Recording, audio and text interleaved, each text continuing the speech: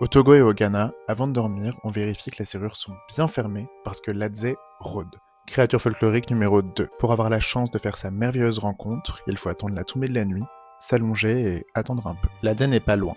Il passe par les fenêtres ouvertes, sous les portes, par les serrures, par les lézardes dans les murs. Il prend la forme de lucioles ou de petites boules de lumière et s'approche des corps qui dorment pour leur sucer le sang, en particulier les enfants. L'Adze finalement, c'est une version microscopique du vampire dans le folklore du peuple Ewe, présent au Ghana et au Togo, et qui pratique des religions animistes qui ont donné le vaudou, qu'on connaît tous. Selon les légendes, il est impossible de le repousser, et une fois mordu, il n'y a plus rien à faire. La victime sera soit vidée de son énergie, soit possédée et poussée à la folie. Aujourd'hui, ces religions animistes se sont en partie mélangées avec le christianisme qui a été importé au 19e siècle par les Européens, et chez les Ewe, on blâme l'Adze pour tout. Qu'il s'agisse de jalousie, d'infertilité, d'addiction, en particulier chez les femmes. Et quand je vous dis petite bête, sang, crise, le lien est assez évident.